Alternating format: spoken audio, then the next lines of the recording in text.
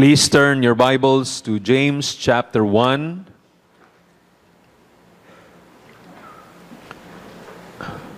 And we will be reading verse 2.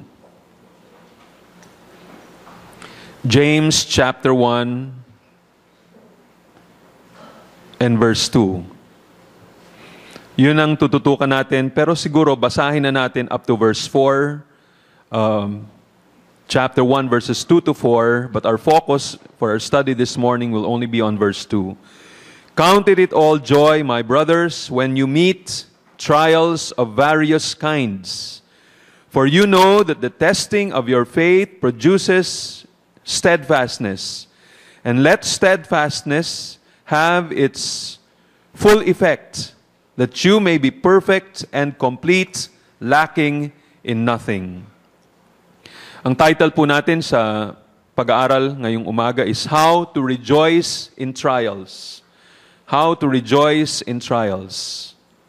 Bago nating sagutin itong tanong na to, paano tayo matutuwa o magre-rejoice sa ating mga bagyong hinaharap sa ating buhay, let me just give to you these thoughts for an introduction.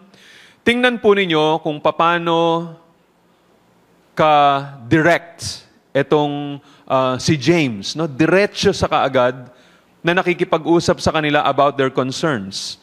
Pagkatapos nitong napaka-ikli niyang greeting dito sa chapter 1 verse 1, na, ang ikli nitong greeting niya rito, he goes straight to his counsel. Kung babasahin natin na mabuti itong buong letter na ito, we will find that the rest of the letter, pagkatapos ng greeting, is a body. Diba? May tatlong bahagi ang mga letters. You have the salute, you have the greetings, you have the body, and then yung conclusion or yung latter portion nun. Pero dito may kita ninyo, may greeting nga, may introduction, pero wala na siyang ibang sinabi na normally na ginagawa nila ni Apostle Paul, for example, o nila Peter. Si James, diretso na kagad to the body of the letter. Ni conclusion, wala siyang binigay dito. Hindi tulad nung mga letters ni Paul, meron siyang word of thanksgiving to God for them.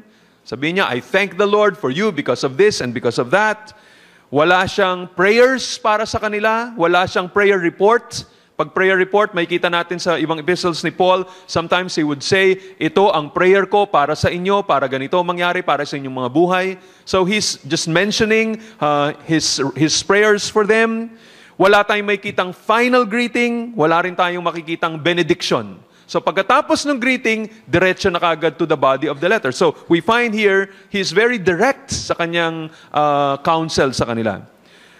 Siguro parang imagine ninyo, halimbawa, no, pagka ikaw ay masakit ang ngipin mo, pagkatapos pumunta ka ng dentista, yung grabe talaga yung sakit ng ngipin mo, punta ka ng dentista, ano yung na-expect mo? Siyempre, pag masakit ang ngipin mo, nakita na nga ng dentista yun, alangan naman, pagkita niya sa'yo, magtsikahan pa kayo. Di ba? Oh, kumusta ka na? Kumusta na yung anak mo? Kumusta na yung mga kapatid mo? Ano nangyari? Kunyari, kakilala mo siya. Hindi na ganun. Eto ka, grabe ng paghawak mo sa mukha mo, hindi mo na mapintura, mapinta kung anong, madrawing yung mukha mo sa sakit. And so, what would he do? He would go straight, recline to sabi niya, dito ka na sa reclining table and get his tools, yung injection niya, yung pliers niya, or whatever. Others were listening and they were impressed. And God responded to that in deliverance. Again, anong ginagawa nila dito? They were considering it joy. They counted it as joy. Iba, hindi umiiral yung kanilang emotions dito. Hindi sila nagpapadala doon sa pain. Hindi sinabi ni Paul kay Silas, kumusta ka ba dyan? Ano ba nararamdaman mo? Ang sakit-sakit talaga ng likod ko. Bakit ba ganito ang dinaanan natin? There wasn't any of that complaining or grumbling or whining. Wala naman ganun. They counted it all joy. The perfect example, of course, is the Lord Jesus Christ. The Lord Jesus Christ. If anyone was ever faced with an adverse situation, it was Jesus when he was facing the cross. Oh, you remember that he was even praying, Lord, if it is possible, remove this cup from me. But, sabi niya, not my will, but your will be done. Dahil dito sa ayaw niyang harapin itong cross na to because it would mean not only suffering physically but taking upon himself the punishment, the sins of the people and the punishment for those sins and being separated temporarily from God. Talagang ayaw niyang harapin ito so that he sweat. Yung sweat niya, naghalo na yung pawis at saka dugo. Wala pang siguro sa atin na pinagpawisan ng gano'n, na yung pawis natin haluan ng dugo. But it was all because of the agony that the Lord Jesus Christ was experiencing. But then, ano nangyari? When he learned, when he was talagang fully assured that this was the will of the Father, there's no other way for man to be saved but by going through the cross. Yun na, tinanggap na ni Jesus. Sabi niya, Lord, not my will but your will be done. He didn't complain, he didn't grumble, he didn't resign to misery. Ano sabi ng Hebrews chapter 12 and verse 2? Looking to Jesus, the founder and perfecter of our faith, who for the joy that was set before him endured the cross, despising the shame, and is seated at the right hand of the throne of God. Here is our perfect example of what it means to count it all joy. Kahit na nakahubad na siya doon, embarrassing situation, nakikita ng lahat ng tao, lahat ng bahagi ng kanyang katawan. Nakapako doon, katabi mga kriminal, kung ano-anong insulto yung ginawa sa kanya, he was willing to face all of these because he was looking forward to the joy. Alam niya kung ano magiging bunga ng lahat ng ito. So he counted it all joy. And so he was willing to endure the cross. So, tingnan ninyo, it was this mindset, counting it all joy. Jesus despised the shame of the cross and all that it implied, but at the same time, he focused on the future joy that it would bring. He considered the cross to be all joy because of the future results that it would bring, yung mga future results. He could approach his time of trial with joy because of those results. If we are to consider our trials to be all joy, then we must do the same thing. We must look beyond the present trials. Kailangan makita natin lagpas dito sa hinaharap nating problema ngayon and see what God has planned, the future results of those trials. Tingnan natin, Lord, ano pong plano ninyo? Anong intention ninyo? Bakit ko hinaharap ito? Bakit nyo pinayagang dumaan ako dito sa ganitong klaseng mga bagyo? We are to evaluate our adverse circumstances and to consider them to have an end result in joy. Kung hindi natin titingnan yung future, kung titingnan lang natin yung present na problema natin, madidepress tayo, magagalit tayo, sisisihin natin yung ibang mga tao, and hindi tayo mag-grow spiritually ayon sa kalooban ng Panginoon. Now, here's another thing I want you to see here. As we look at itong count it all joy when you meet all of these trials.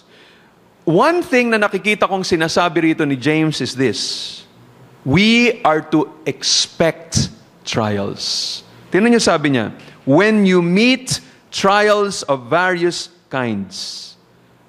I want you to take note of the word when. Diba? When you meet trials of various kinds. Hindi sinabing if, hindi sinabi ni James, you might encounter trials one day. He does not say, count it or consider it all joy if you happen to encounter some trials. Hindi niya sinabi yon. Hindi niya sinabing kung may ilang trials lang. Sabi niya, instead he assumes that you will have hard times. Etong mga sinasabi ni James dito comes of the assumption that trials will come. Kailangan wag tayong magkamali patungkol doon. Sinabi nga ni Jesus, ito ang promise niya, in this world, you will have tribulation. Minsan may naririnig tayo ng mga preacher na nagsasabi that once you become a Christian, all of your troubles will end. And life will become wonderful, peaceful. Yung mga prosperity gospel preachers, they say it's God's will for you to be perfectly healed and to be prosperous, to be successful, to be excellent. And so when that doesn't happen to you, you're depressed. But that is not the will of God. Hindi yun ang sinasabi rito na pagka ikaw ay tumanggap sa Panginoon, wala ka ng problema, it's all gonna be a bed of roses. Hindi yun. So we should expect na merong darating na bagyo. If you're not facing such a trial now, it can come. Don't be surprised pag ito'y dumating. Another thing I want you to see here, sa James chapter 1 verse 2, it says, when you meet trials of various kinds. The word meet here is interesting. In other translations nakalagay, when you fall into. Yung salitang fall. It is used, itong fall na ito or meet, is used in the story of the Good Samaritan about the poor man who fell among thieves. Fell among thieves. So, ibig sabihin nito, yung mga magnanakaw, inaabangan nila yung lalaki. Yung mga magnanakaw, nakatago. Hindi nila alam. Hindi alam nung lalaki kung kailan lulusob itong mga magnanakaw ito. And so, that's what it means. Parang ganyan din ang mga bagyo o mga trials na dumarating sa ating buhay. Parang telepono. Ring ng telepono. Hindi mo alam kung kailan tutunog. Paalis ka na, lumalabas ka na ng garahe, ng kotse mo, biglang krrrr, tutunog siya. And then, kailangan mo sagutin. Emergency pala. Parang gano'n, no? It just happens. It comes unexpectedly. And you don't even have to plan for it. Hindi mo na kailangan planuhin na darating yung problema na yun because it will come. You don't have to create difficulties. May ibang mga tao na akala nila na yun ang gusto ng Panginoon, just that you create difficulties for yourself. They hear stories about how lumago yung kanilang faith. They hear stories regarding martyrdom or suffering. And there are some people who want that. Gusto nilang dumaan talaga dun sa mga bagay na yun and they plan out paano sila mape-persecute. And some do it foolishly, of course. Yung mga iba, patutugtog sila ng radyo na napakalakas, napakaaga o gabing-gabi na para lang marinig ng lahat ng kapitbahay nila yung mensahe and they know na naiirita yung mga iba, natutulog pa yung iba, pinipilit na nilang gawin yun and they think, maganda ito because I am persecuted for Christ's sake. No, that's not being persecuted for Christ's sake in the right sense. That's being persecuted for foolishness. So you don't have to create difficulties. In fact, sabi nga ni Jesus Christ in Matthew chapter 6 verse 34, each day has enough trouble of its own. Bawat araw may mga problema ka ng dinadaanan. Problema sa opisina, problema sa bahay, problema sa traffic, problema sa ganitong sitwasyon, problema sa pag-aaral. It just comes, it's there. Nobody needs to organize difficulties and arrange tests of his faith. All you need to do is to walk with the Lord. Keep in step with the Holy Spirit. Be in communion with the Lord. Love the Lord with all of your heart, soul, mind, and strength. And you will soon discover, darating ang problema. Sabi nga ni Paul, he who desires to live godly in Christ will be persecuted. You just try to live the kind of life that God expects of you in the office or in the community, in the neighborhood, in the home. Gawin mo lang yon, and one of these days, you will be experiencing persecution. Because this world is full of sinful people who have their own ways of getting by. And ikaw, you follow a different kingdom principle. You follow a different principle in life. And you walk according to the principles of God. And the world that hates God will also begin to hate you. And there's no way you can avoid it if you're living in this sinful world. You remember kung bakit sinabi ni Peter sa mga mananampalataya in 1 Peter chapter 4 verse 12, brothers or beloved, do not be surprised. Do not be surprised at the fiery trial when it comes upon you to test you as though something strange were happening to you. Huwag kayo masusurpresa. Pag dumating yun, it's not strange. There are some people who think, that's strange. I never expected na ganitong klaseng problema o bagyo ang darating sa akin. I'm a believer, I'm a Christian. Why is God allowing these things to happen to my life?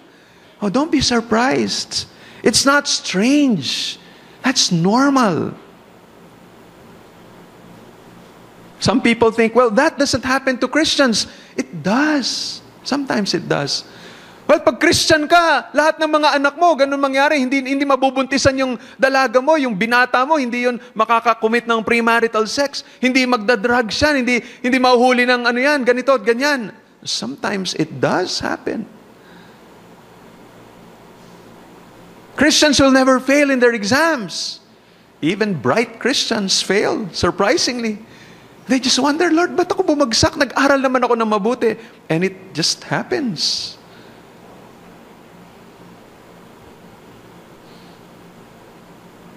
Now, of course, please do not misunderstand. Baka naman matakot ng iba, sabihin, ayoko na talaga maging Christian. Pagka pala naging Christian ka, puro lang problema darating sa buhay mo. No, of course not. There's so many privileges, so many blessings. And sometimes kung conscious ka lang, may kita mo, mas marami pang mga blessings na pinadadaan ng Panginoon Diyos sa iyong buhay. There are friends, there are loved ones, there are lumalawak, dumadaming family members mo, parang dumaming nanay mo, mga tatay mo, mga kapatid mo. Tulad ng sabi ni Jesus Christ, but at the same time, of course, dumadami rin ang mga bagyo sa iyong buhay. If we are going to be biblical theologians, we must include in our theology itong issue na to, that when you're a Christian, you may expect trials, you can expect trials, sufferings to come into your life. Another thing that we see here about these trials, sabi dito, when you meet or when you fall. So pag-fall, sinabi, hindi mo ine-expect. Sino ba naman ang sinasadyang magpatumba? Parang ikaw ay pumunta ng CR, kunyari, bigla ka nadulas na lamang bigla. I remember one time when I was preparing for a funeral service. It was an important funeral service that I was going to conduct. And one of the well-known personalities in Davao City. And so there were many people, and I was just hurrying up to finish my work. Hindi ko alam kung ano nangyari. And I was looking at my watch. Sabi ko, naku, malilate na ako. Baka itong mga taong ito dito, hindi na ito maghihintay. I was hurrying up. Pagpunta ko na CR, maya-maya, nadulas ako. Natumba ako, and then nahilo ako temporarily. Parang doon ko nakita yung may mga stars na umiikot sa akin. Totoo pala talaga yon. And for a moment, I was stunned. And yun yung sinasabing, it's a fall. You didn't expect it. It just suddenly happened. And that's what happened to me. And then it says here, take note again, this fall or meeting, trial, sabi niya, of various kinds. Iba't ibang klase. Hindi mo pwedeng sabihin, ito lang klase ng bagyong darating sa aking buhay kasi ganito ako. Hindi. They are parang multicolored. Katulad ng damit ni Joseph in the Old Testament. Iba't ibang kulay ang dating nitong mga, iba't ibang kulay itong itsura nitong mga damit na ito o na mga problema na to na darating sa atin. James mentions some of them particularly in the letter. He mentions about sudden death. He mentions about an orphan or a widow. He mentions about exploitation of the rich, of the poor by the rich. He talks about illnesses. He talks about all sorts of suffering. Is any one of you suffering? Sabi niya sa James chapter 5, is any one of you sick? So, iba't ibang klase yung binanggit dito, very specific. Tapos ito pa, may ibang mga mananampalataya na mayaman pero hindi considerate. So, these are some of the things na na-experience sa mga Jewish Christians who were scattered. Trials are common to all, but the way they settle on one church or another and go from one believer to another varies. Iba-iba. Halimbawa, tingnan na lang natin, kunyari lang yung Biblia. Look at the trials that came upon the people of God. Si Job, kita nyo kung anong mga trial lang dumating sa kanyang buhay. Ang ganda ng kanyang buhay, very influential, very godly, very holy, prosperous. And then, he was tested by the Lord. Eto, biglang may umatake, raid ng kanyang cattle, ninakaw yung mga oxen niya, and yung mga servants niya namatay, nagtira lang ng isa. Just one, to be able to report to Job what happened. Then suddenly, fire from heaven. Imagine, of all things, biglang fire from heaven came and it fell on his sheep. Sa mga sheep naman niya, kasi marami siyang oxen, marami siyang sheep, marami siyang camels, and lahat itong mga klase ng mga hayop niya, which is, by the way, a manifestation that you were really wealthy. Yan yung paraan. Hindi masyadong pera nun eh. Pero pag sinabing mayaman ka, libo-libo yung mga sheep mo, libo-libo yung oxen mo, napaka-hundreds ang dami mong mga camels, for example. And yet, ito, inisa-isa. Pinayagan ng Panginoon Diyos na ang dyablo talagang tirahin siya rito. And all of these, tinamaan. Tinamaan yung kanyang sheep, tinamaan yung kanyang sheep from heaven, fire from heaven. Yung mga Chaldeans, they raided his camels. And then pinatay din yung mga servants na nag-aalaga ng mga yun. Only one was left to be able to report kung ano nangyari. Then, great wind struck the house where his children was. And ano nangyari doon sa kanila? Eto ngayon, patay silang lahat.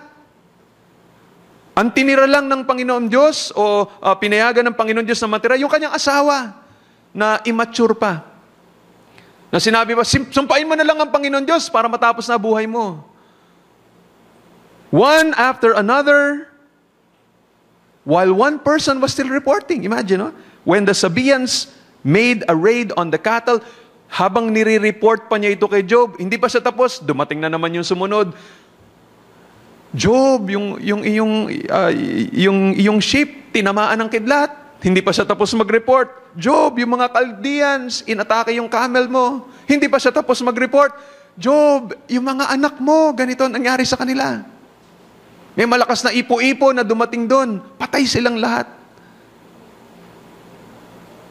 Hindi pa siguro tayo dumarating sa ganong klaseng problema na sunod-sunod. Hindi pa tapos yung isa, meron na namang isa. Hindi pa. Tapos ubos lahat. Hindi pa nakontento yung dyablo. Sabi niya, kaya lang naman, kasi binigyan mo siya ng maayos na kalusugan eh. O sige, gawin mo kung ano gusto mong gawin. Huwag mo lang siyang patayin. And then boils. He was sick all over his body. Imagine yun. In just a few days, I don't know, maybe just a few days or a few weeks, sunod-sunod na problema. Patay lahat. Ari-arian mo lahat. Just a few weeks ago, ikaw ang pinakamayaman, pinakakilala, pinakaginagalang, pinaka-nirerespeto, pinakamaraming kaibigan sa lahat, kinaiinggitan ng lahat. Suddenly, kinasusuklaman ng lahat. Pinagsususpetsahan, siguro may tinatagong kasalanan nito, kaya nangyari ito sa kanya. Pati yung kanyang closest friends na sana magbibigay ng comfort sa kanila, sila pa yung naglalagay ng kaisipan na, ikaw kasi may ginawa ka sigurong masama, and they were accusing him. Napakahirap nito, lalo na ikaw pa, may sakit ka pa. Buong katawan mo, punong-puno ng pangit na sakit. Hindi lang ito yung masakit ang ulo, hindi lang ito yung para kang pumapayat. Ang pangit na, pagka yung katawan mo na, ang pangit na ng itsura mo. Dahil sa sakit na yon. Si Joseph, ano namang klaseng hinarap niya? Joseph in the Old Testament, he became the object of the envy of his brothers. And because of that, nahiwalay siya sa kanyang minamahal na pamilya. Yung tatay niya na mahal siya, nahiwalay siya doon for more than a decade. Nahiwalay siya sa kanila. Binenta siya sa mga slave traders and then naging slave siya sa Ehipto. Hindi niya alam kung ano tong bansang ito. Never been there. And then, later on, he was even accused of raping his master. His master's wife. Potiphar's wife. Pagkatapos nun, nakulong. Tapos nung nakulong, na-extend pa yung kanyang pagpasok doon sa preso dahil nakalimutan nung taong binigyan niya ng favor by interpreting the dream at na-restore doon sa hari. Nakalimutan tungkol sa kanya. Nakalimutan yung kanyang pinangako. He suffered. And when you're there, 10 taong ka nang nakakulong, sabi, ba't ito nangyari sa akin? And you still count it with all joy? Pero yun ang sinasabi rito, diverse trials. Hindi lamang trial na ganitong itsura, iba't ibang klase. It could touch your finances, it could touch your family, it could touch your reputation, it could touch your body. It could be destroyed relationships. It could be false accusations from your employer. It could be accusations of having done something tulad ng rape, na tulad nitong nangyari rito kay Joseph. At hindi lang yun na iba't ibang klase, pati haba. Yung iba maikli. Yung kay Job, siguro hindi naman ganun katagal. Pero kay Joseph, mahigit 10 taon ang haba nun. And that may be what you're going through right now. Na pag sinabing various trials, you're in that kind of a trial. Ang haba. Hindi sandali. Kailan ito matatapos?